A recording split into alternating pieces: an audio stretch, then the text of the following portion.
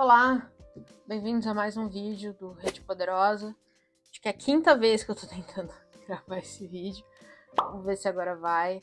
Acho que vocês vão ouvir um pouquinho do barulho de criança de fundo, talvez um pouquinho de barulho de obra, mas eu acho que eu não tenho como evitar isso mais, assim. Eu tô tentando tudo que eu posso, os horários alternativos para evitar o máximo possível, mas acho que esse é o horário que eu mais consigo evitar. Então espero que vocês ainda consigam aproveitar o vídeo, apesar se tiver muito barulho de fundo. Acho que não, acho que vai dar tudo certo. Mas esse vídeo aqui é basicamente para contar para vocês algumas das minhas metas para 2023. Todo ano eu me dou algumas metas de leitura. Não envolve muito metas quantitativas. Basicamente, todo ano, minha única meta quantitativa é ler um livro por semana, né? Então, ler pelo menos 52 livros no ano e ler mais livros do que eu li no ano anterior. Então, o que eu faço é, eu pego a quantidade de livros de verdade que eu li no ano e aí eu coloco mais 5 livros. E aí é o que eu tento ler. Mas eu confesso que, tirando essa questão de tentar ler um livro por semana, eu não sou muito focada em metas quantitativas, não. Eu olho, né, o quanto de livro eu tô lendo, mais para estar sempre lendo. Esse é meio que o foco principal.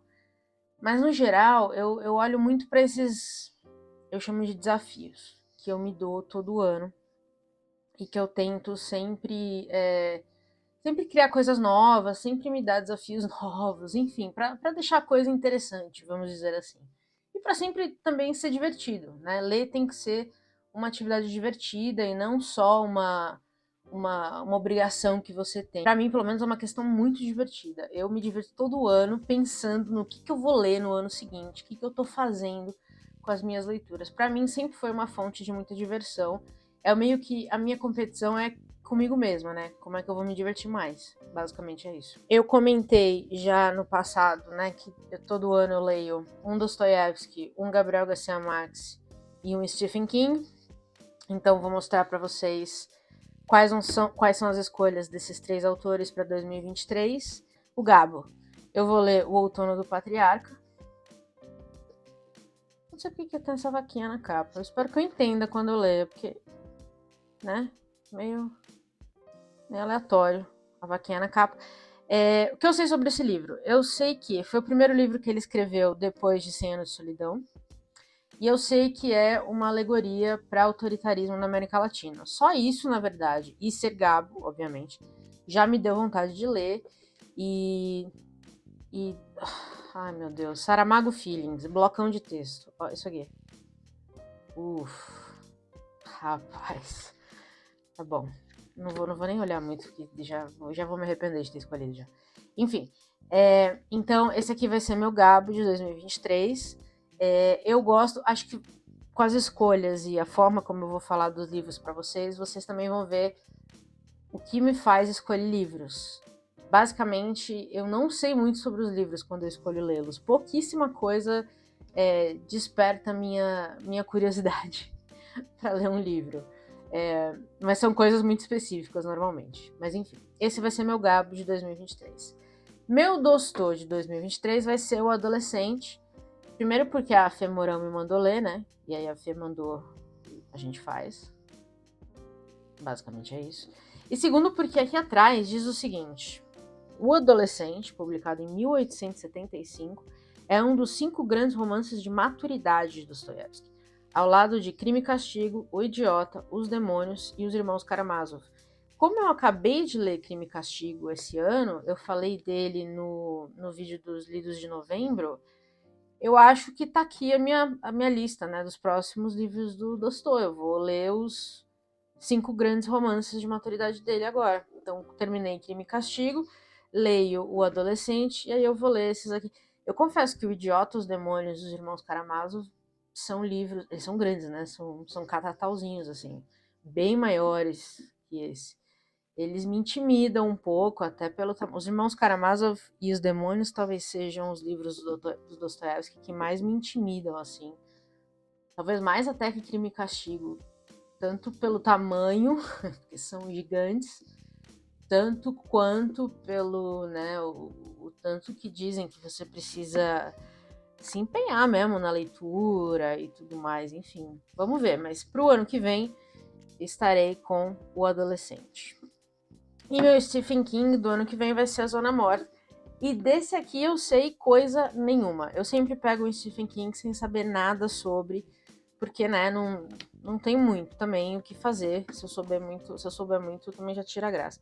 A única coisa que eu sei é um livro hipnotizante. Você vai ler de forma compulsiva. Normalmente é como eu leio os Stephen Kings mesmo. Eu leio de forma compulsiva. São livros que eu leio assim em dias, pouquíssimos dias.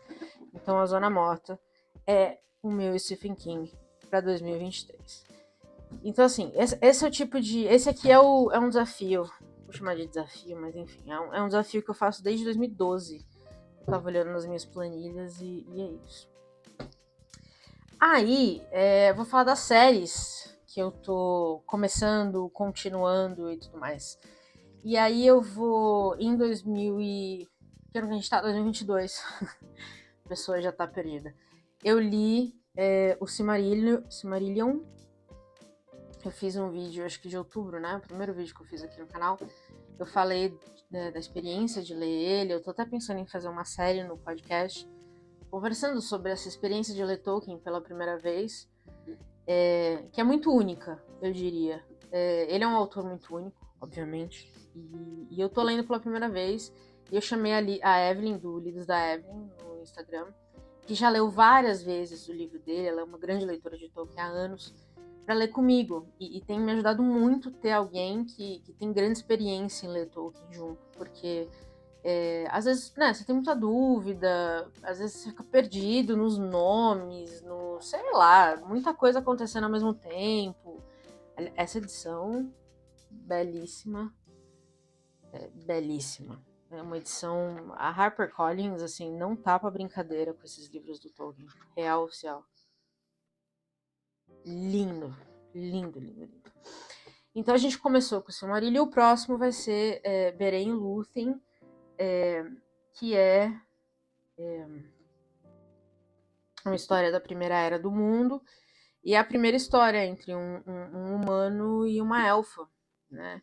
Então, antes de Aragorn e a Arwen, existiu Beren Lúthien. Então a gente vai ler. Essa é uma história que já tem, né? Uma versão resumida no Silmarillion. Eu adorei a história deles no Silmarillion, adorei mesmo. E agora a gente vai para uma versão estendida, vamos dizer assim, começando em janeiro. Então tô animada para ler esse aqui. Aí, uma série que eu quero começar é A Guerra da Papoula, da R.F. Kuang. Eu já ouvi coisas incríveis dessa série. O Vitor, do Geek Freak, já leu. Eu adoro o Geek Freak. Acho que é o canal que eu mais assisto do Brasil, assim, de Booktube. É o canal que eu acho que provavelmente o booktuber que eu mais admiro aqui no Brasil. Eu acho que o Victor é muito real. Eu gosto muito dele, gosto muito de verdade.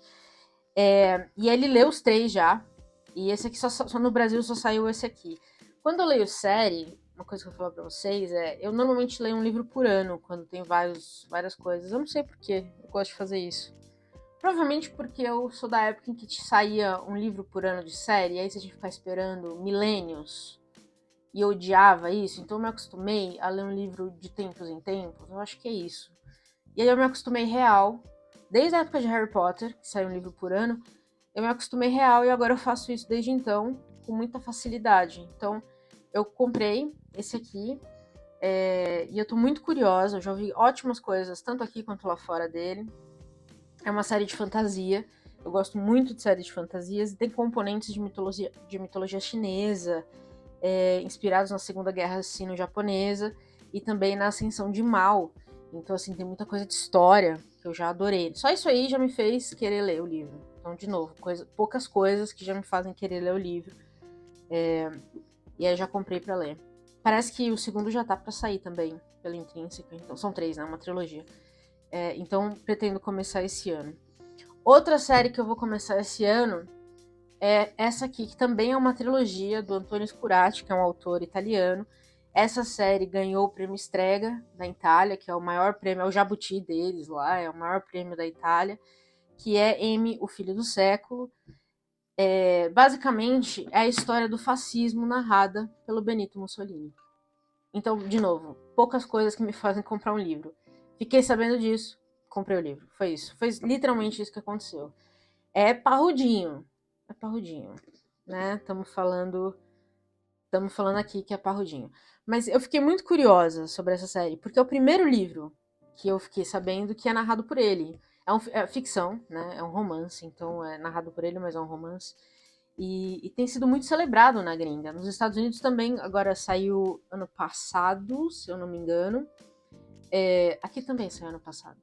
E foi muito celebrado na gringa quando saiu, então eu fiquei muito curiosa. O segundo livro já saiu aqui no Brasil, e o terceiro eu acho que acabou de sair ou tá para sair na Itália.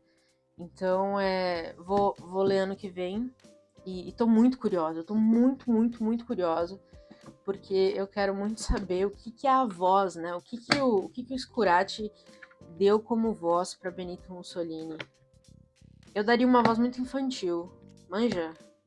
De tapado mesmo. Mas não acho que ele fez isso, mas enfim. Vamos lá.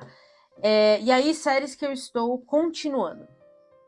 Essas são séries que eu vou começar, porque vocês vão ver que eu vou terminar algumas e vou continuar outras. Eu vou terminar a série da... Meu Deus, isso aqui também é... Nossa, eu deixei só os catatal pra ler ano que vem, né? Puxa vida. Enfim, eu vou terminar a série... Espero que eu vou terminar a série da Hilary Mantel, com o Espelho e a Luz. Esse é o terceiro volume da trilogia de Thomas Cromwell. O primeiro foi o Wolf Hall, o segundo, que eu tô lendo agora, é Tragam os Corpos, e o terceiro é o Espelho e a Luz. Essa é uma trilogia também que foi assim um estouro, levou todos os prêmios. Acho que demorou 10 anos entre ser editada no Brasil pela primeira vez e aí a Todavia trazer de novo. Eu esperei o tempo para sair de novo, hein? Esperei muito para sair de novo, porque não se achava mais aqui. Eu não lembro a editora que publicou a primeira vez.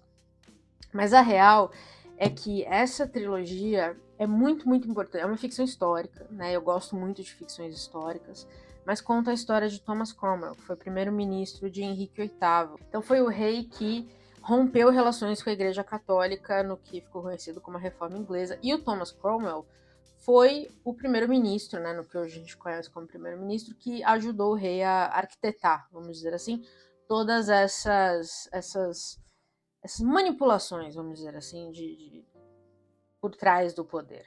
Né? Ele era conhecido. O que mais chama atenção sobre o Thomas Cromwell é que na época, aqui a gente está falando de 1530 mais ou menos, ele era um cara que não vinha de uma família rica ou conhecida. Né? Na época, você só chegava perto do rei se você já vinha de uma família que era próxima do rei. Né? De uma família que tinha dinheiro, de uma família que tinha posse, de uma família que tinha terras. E ele não tinha nada disso.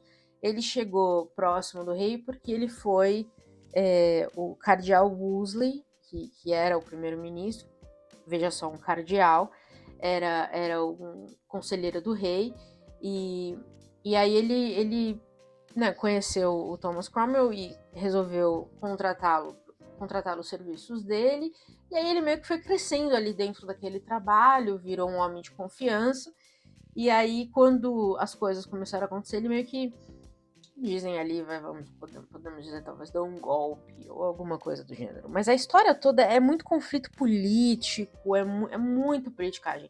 E é por isso também que muita gente fala que essa é uma trilogia muito parada, né? Porque é muita história política, é muita politicagem mesmo, não tem muito o que fazer, não tem muita guerra, não tem muita ação. Não é a história da guerra da Inglaterra com a Igreja Católica. A guerra física, é a guerra política entre eles. E eu acho que, para mim, pelo menos, é muito interessante. Mas não é muito interessante para todo mundo. E o Wolf Hall, por exemplo, o primeiro volume, foi um livro que eu devorei. Mas muita gente ouvi falando que achou muito parado, que não gostou. Então eu entendo quem fala isso e eu acho que faz sentido também. Mas eu tô lendo o segundo é ainda melhor, porque o segundo vem com Ana Bolena. Ana Bolena foi a mulher que fez, de fato, com que um rei tomasse a decisão fatal de quebrar relações com a Igreja Católica para que ele pudesse se divorciar, né, da Rainha Catarina e casar com Ana Bolena, que a Igreja Católica não permitiu o divórcio. E Ana Bolena vinha com grandes ambições, né? Enfim, ela é uma personagem por si só muito controversa. Então, o segundo volume tá cheio de controvérsias por si só, então tá muito, muito interessante. Então eu tô muito, muito interessada em terminar essa trilogia. Acho que vai ser incrível. Não lembrava que era tão parrudinho assim, mas enfim. Vamos que vamos. Vou terminar a trilogia, se tudo der certo, no ano que vem. E aí, vou continuar também, se tudo der certo no ano que vem. Eu estou na metade do segundo agora.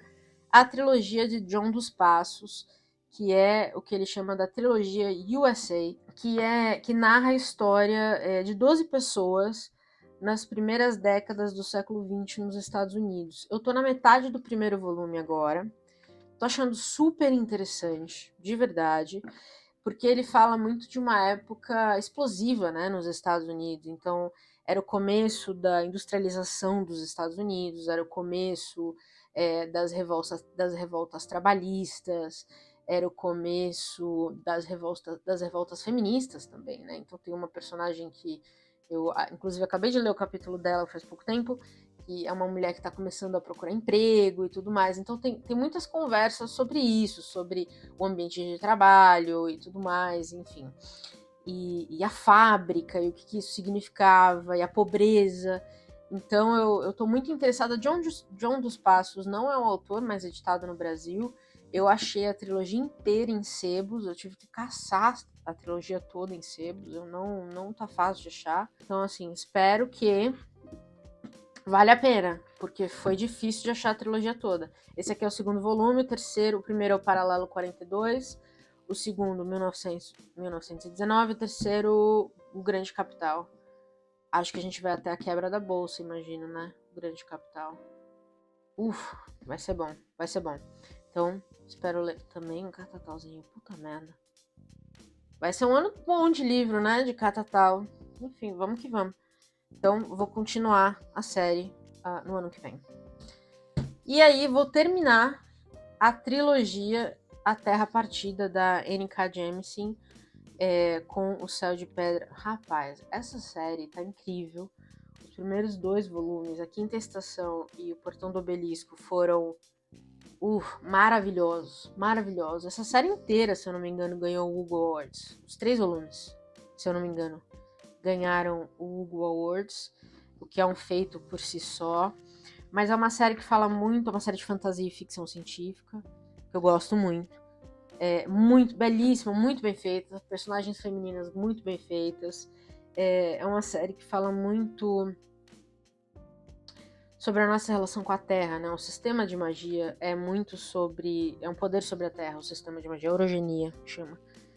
E eu acho que, né, então você tem o poder de causar furacões, de causar terremotos, esse tipo de coisa. Então isso pode ser bom, isso pode ser ruim, obviamente. Então tem gente que teme esse poder e tem gente que quer dominar esse poder pro mal. Então eu acho que tem uma conversa muito boa, muito bonita sobre o nosso relacionamento com a Terra. E as coisas boas e as coisas terríveis que a gente faz. Eu tô ansiosa pra terminar essa série. Várias edições belíssimas da Morro Branco também, muito bonitas. As capas estão lindíssimas. E aí, tô no 3º volume pro ano que vem. E o segundo, O Tempo e o Vento, parte 2, né? Eu falei no vídeo de novembro, foi a primeira vez que eu li Érico Veríssimo. Eu li a primeira parte de O Tempo e o Vento, amei. Tô adorando acompanhar, né, os Terra Cambará. E vamos seguir, né? Vamos continuar. Esse aqui também é parrudinho, mais um. Aparentemente eu peguei todos os... eu peguei todos os catatalzinhos que eu tinha na minha estante e coloquei pra ler em 2023. Vai dar certo, sim. Vai dar super certo. Vai dar bom. Tranquilo. E, enfim. E é isso, vamos seguir. Eu tô ansiosa pra ler mais sobre os Terra Cambará. Eu gostei muito da escrita do Érico Veríssimo. Eu achei a primeira parte, em alguns momentos, né, fica um pouco mais enrolado, ele apresentando várias... Esse aqui, na verdade, é menor que o primeiro, então acho que vai dar. Eu demorei meses pra ler o primeiro, porque eu também li muito devagar, li muito no meu ritmo, eu não tenho treta com isso não, sabe? Vamos ler a letrinha pequenininha, né? Arial 9. Mas tá bom. No primeiro, tem alguns trechos que eu achei um pouco mais enrolados do que outros, mas no geral eu gostei muito.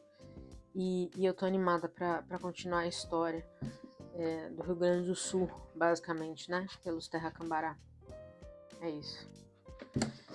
Então essas são as séries que eu vou continuar, ou começar, no caso. Bom, um outro desafio que eu quero me dar pro ano que vem é uma coisa que eu comentei muito no podcast.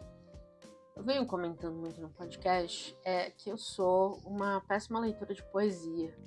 Eu leio pouca poesia e, enfim, eu acho que eu deveria ler mais. Basicamente é isso. Eu acho que eu deveria ler mais e eu acho que eu deveria ler consistentemente poesia. Então eu escolhi 7 livros de poesia pra ler no ano que vem. Eu queria ler um livro por mês. Essa é a minha meta. Essa é a minha meta real. Mas eu falei, bom, eu quero ser também realista, né? Eu quero ser otimista, mas eu também quero ser realista. Então eu vou escolher 7. Se eu ler os 7, eu pego mais, né? Acho que é justo. Então eu escolhi esses 7 e aí eu acho que se eu ler os 7, eu pego outros e a vida segue. Então eu escolhi esse aqui, da Adriana Figueira, Revoada do Dragão. Eu escolhi esse porque a Ju indicou no Coisas que Leio. Se você não acompanha a Ju, recomendo demais. E a Adriana é uma autora paraense. Então a Ju tem um programa muito legal de ler o Norte e o Nordeste brasileiro. E eu ganhei esse livro, na verdade, num sorteio dela. E é legal porque eu já mato 2, né? Já leio uma autora e já leio uma autora paraense. Então, e outra, né? Olha essa foto. Com um gatinho, já amei. Paul Auster, todos os poemas. Eu li 4321 e a trilogia de Nova York dele. Então, e eu gostei dos dois. Então eu gostei muito dele na prosa. E então eu resolvi ler ele na poesia também. Conhecer o trabalho dele na poesia. Acho que vale. Então, Paul Auster tá aqui. Alexandre O'Neill, eu escolhi porque dizem que é um grande poeta surrealista. E vocês sabem que o Dr. Caio adora surrealismo. Então eu falei, bom, já que tenho boas referências de surrealismo e já tenho o Alexandre O'Neill, ele é um poeta português, na verdade. E tenho o Alexandre O'Neill, apesar do O'Neill, eu quero dizer, né? Quando eu vi Alexandre O'Neill, eu achei que ele era irlandês, mas ele é português. Já tenho ele na estante, vamos nessa. Então, No Reino da Dinamarca e Tempo de Fantasma saiu pela Moinhos. Tenho, ou vou ler, Elos Líricos da Marina Tsvetaeva.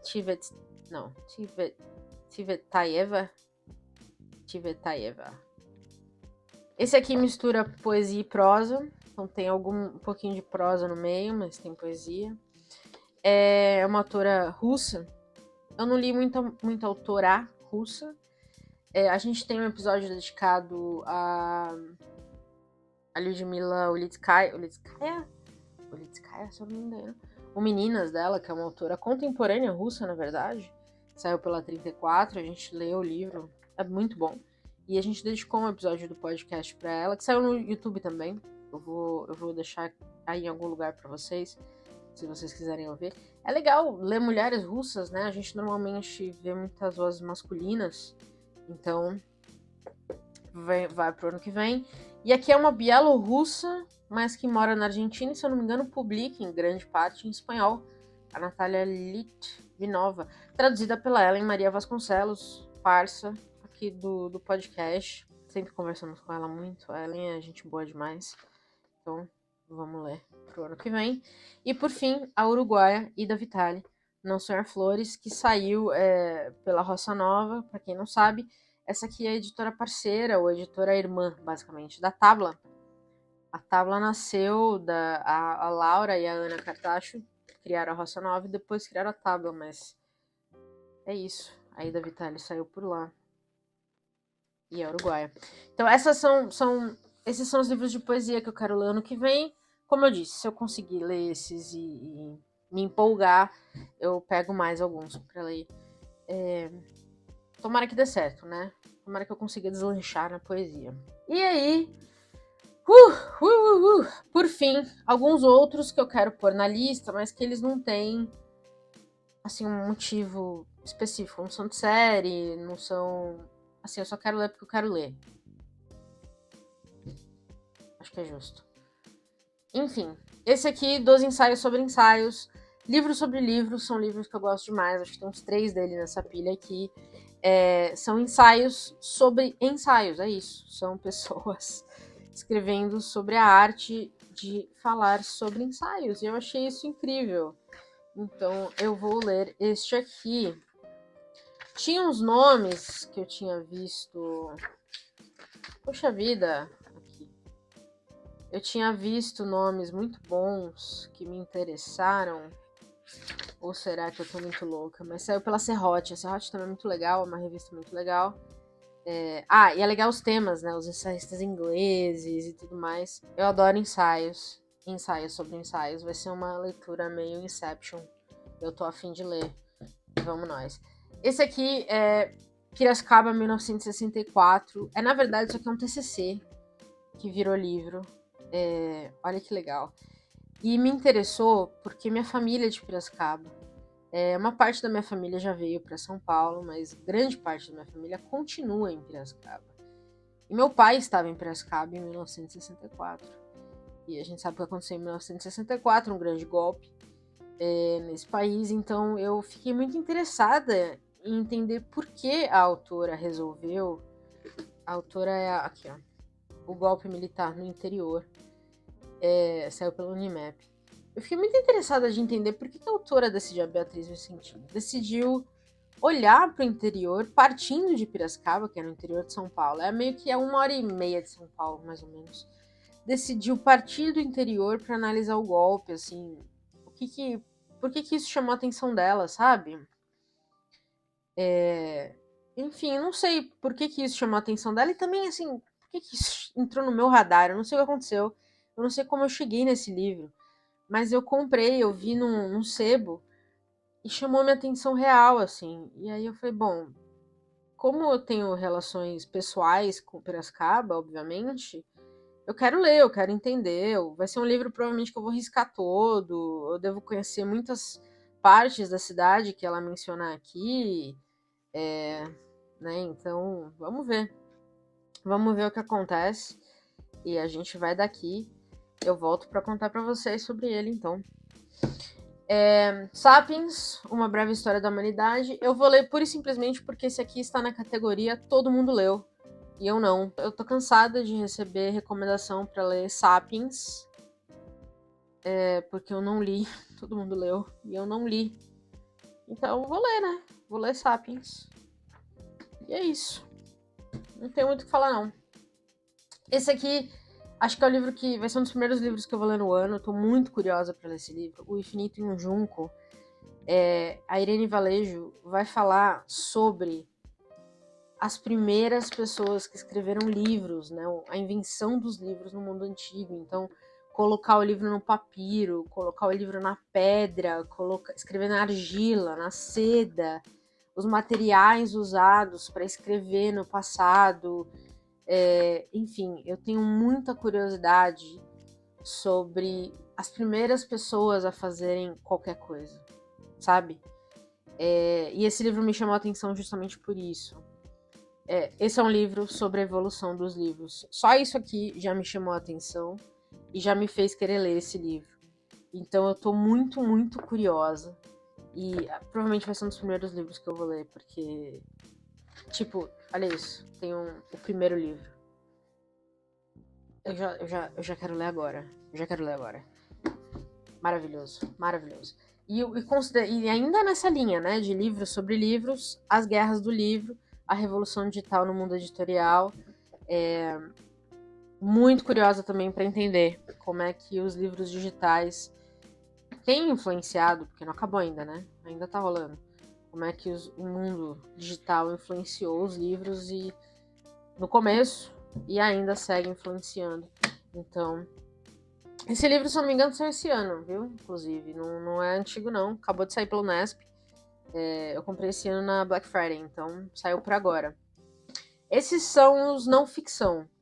E aí, de ficção, que eu quero ler ano que vem, entre outros, né? Esses aqui não são os únicos que eu vou ler. Como eu disse, eu quero ler pelo menos um por semana. Aqui não tem 52 ainda. Mas esses são os livros que eu não quero deixar de ler.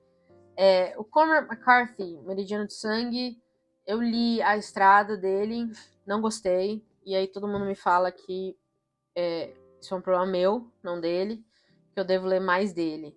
Então eu vou ler Meridiano de Sangue, porque todo mundo diz que esse é o melhor livro que ele já lançou até agora. Ele deve estar lançando outro em breve, se já não saiu lá na gringa. Então eu vou ler o Meridiano de Sangue dele. Eu não sei nada sobre esse livro. Não tenho a mínima ideia sobre o que é. É um marco na literatura norte-americana contemporânea, babá. Dizem muitas coisas, então eu vou ler. Vou ler, já que quando eu falo que eu não gostei de A Estrada, todo mundo diz que o erro é meu, eu vou tentar resolver isso aqui. Vamos descobrir o que é. De Veludo Cotelei Jeans, eu quero ler David Sedaris há anos, mas eu só acho os livros dele em sebo. Ele não é mais editado no Brasil, até onde eu sei. Eu só acho em sebo, ou pra troca, ou alguma coisa assim. Mas dizem que ele é um autor extremamente sarcástico e engraçado.